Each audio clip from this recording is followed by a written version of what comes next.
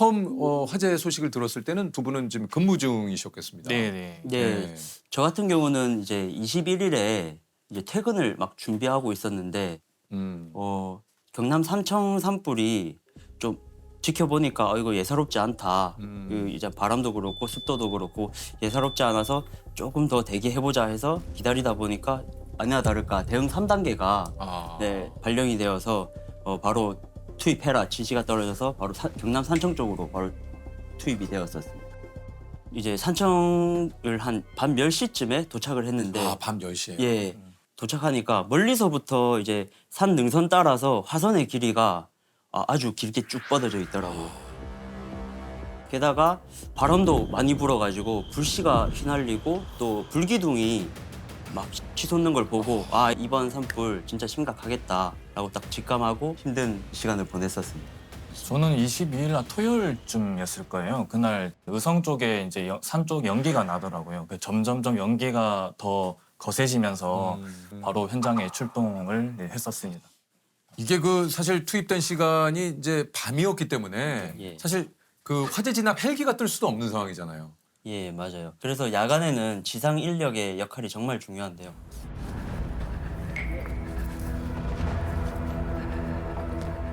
예, 지상 인력들이 야간에 어느 정도 불길을 다 잡아두고 해줘야지 그 아침에 헬기들이 떠서 연무가 없는 상태에서 수월하게 작업을 할 수 있습니다.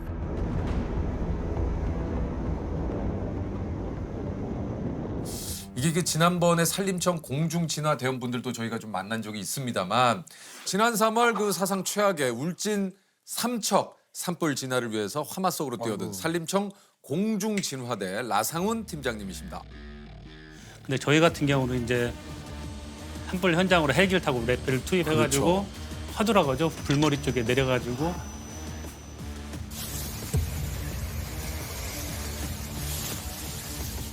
공중진화대도 저희 산림청 같은 소속이거든요. 예, 저희 산불 진화 특수 진화 대원들은 이제 최전선 산불, 산 깊숙이 올라가서 저희가 산불 진화를 하고, 예, 산불이 발생하면 가장 먼저 투입되는 분들이 여기 계시는 산불 재난 특수 진화대인 거죠. 네, 저희는 이제 최전선에서 하선을 이제 직접 투입을 해가지고 호수를 이끌고 불을 끄는데.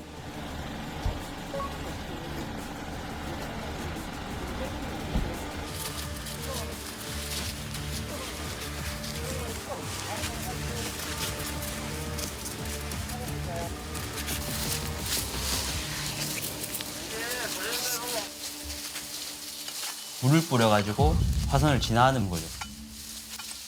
그러니까 말 그대로 이제 불길의 길이 투입 경로를 파악을 해서 이 진화를 위한 작업들을 이제 하시는 건데 이게 방화선을 만든다고 하시잖아요. 네. 그게 정확하게 뭔지 좀 얘기를 해주시죠.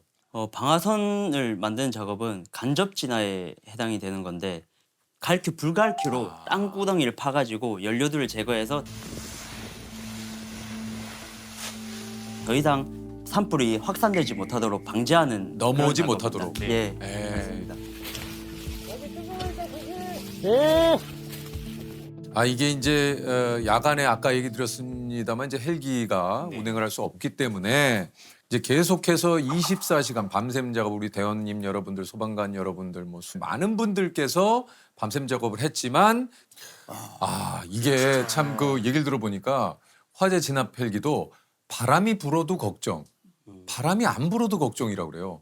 바람이 불어야 사실 헬기가 떠서 연기가 날아가기 때문에 화재가 나고 있는 현장에 물을 뿌릴 수 있는데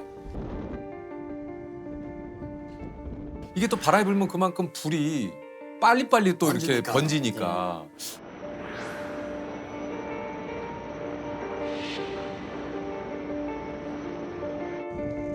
바람이 또 안 불면 이 화재가 어디서 일어나는지 연기 때문에 잘 안 보인다고. 그래서 이게 참 까다롭고 힘든 작업이라고 얘기를 들었습니다. 네, 맞아요. 헬기가 아무리 물을 투하를 하더라도 그 속 깊은 데까지는 물이 도달할 수 없기 때문에 그 연료층 안에 속불들 다 남아 있거든요. 결국은 지상 인력들이 다 올라가서 불씨를 일일이 다 뒤집어서 꺼줘야지 완벽한 진화가 됐다고 생각이 듭니다.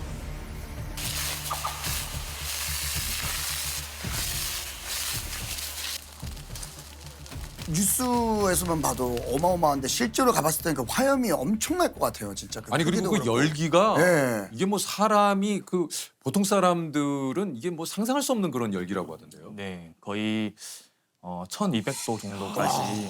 예. 이게 1200도면 너무 이제 기온이 높으니까 저도 모르게 나중에 알아보니까 머리카락하고 눈썹이 타 있더라고요. 예. 사실 버티기도 힘들어요. 잠깐 한 30초도 버티기 힘든 지점인데 그래도 해야지 하면서 오히려 그 호수 물을 몸에 뿌려가면서 할 수도 있고 좀 그래서 또 호수에 물을 뿌리면 이제 야간 되면 추워지거든요. 아, 그렇죠. 또 이게 그렇죠. 또 불길 앞에 가면 너무 뜨겁고 해서 그게 계속 반복됩니다. 야간 내내. 그렇죠. 왜냐하면 이제 비탈길이죠. 네. 또 뭐 이렇게 산에 길이 따로 나 있는 것도 아니고 네. 그리고 이제 칠흑 같은 어둠에 말 그대로 화마와의 사투를 벌이면서 꼴딱 그냥 밤을 새시다시피 한 거 아니겠습니까? 24시간을 진화를 하다 보면 나도 모르게 정신이 한번 혼이 빠질 때도 있고 정말 위험한 순간도 있고 왜냐하면 야간에 들어서게 되면 추위와도 싸움을 해야 되고 그 졸음과도 싸움해야 되고 그런 게 정말 큰 거죠. 예, 위험하니까 더 위험해지니까.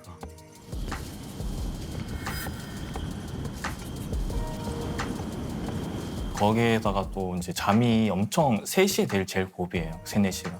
찰수를 하다가 깜빡 존 적이 있더라고요. 예, 한번 그런 적이 있었고 내가 몸이 지금은 정상이 아니었구나 생각이 들더라고요.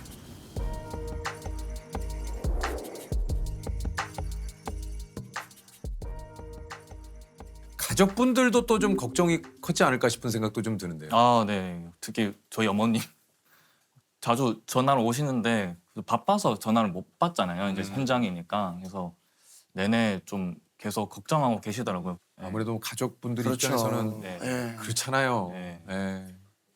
매스컴 통해서 다 보시니까 가족들도 물론이고 친척들, 친구들도 연락 많이 왔는데 답변을 못 준 때가 많아요. 아 그렇군요. 지금은 아까 얘기했지만 이제 뭐 진화가 거진 다 됐다고 하더라도 아직도 경계를 늦출 수 없는 또 시기이기 때문에 예. 아무래도 또 그래서 또 그러신 것도 있습니다. 아니 그래서 오늘 실제 장비 이제 전술 조끼를 좀 가져오셨다고 해요. 네. 이게 실제로 이제 투입되셨을 예. 때 어휴. 사용하는 장비시군요. 와. 한번 이거- 들어보세요.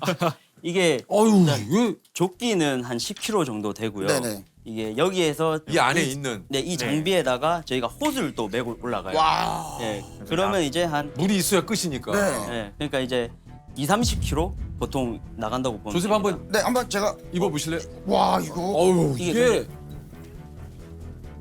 어유 근데 현장에 바로 갔다 왔던 거라서 좀 와, 근데 이게 무게가 조금 근데 이제 이거를 그냥 이렇게 입고 있는 것도 무거운데 거기에 호수랑 이 산비탈과 네, 이걸 맞아요. 진화하기 위해서 여기에다가 이제 아까 얘기하신 대로 진화 물통까지 지고 네. 가시는 거죠. 네. 그러니까 이게 조셉 이거를 이렇게 해서 가시는 거예요. 이거를. 우와, 이것도 진짜 무겁다.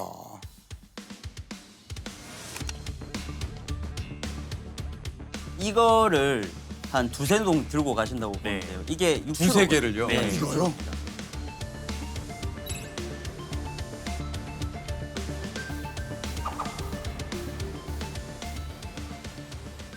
그 사실 그렇잖아요. 물이 어디서 오겠어요. 이거를 밑에부터 현장까지 이 선을 계속 이어서 저희가 최대 한 1.2kg까지 호스를 펼친. 그럼 그 펼치기 위해서 1.2kg를 하여튼 그 무게를 견디면서 네, 계속 왔다 갔다 하는 거예요. 호수 또 운반 가지로 또 내려가야 가셔야지. 되고 또 전개하고 계속 이어서. 저희가 그래서 보통 체력 단련 시간을 다 하고 있는데 아유, 이렇게 메고 직접 산을 오르거나 그런 훈련들을 위주로 하고 있습니다. 예. 아유.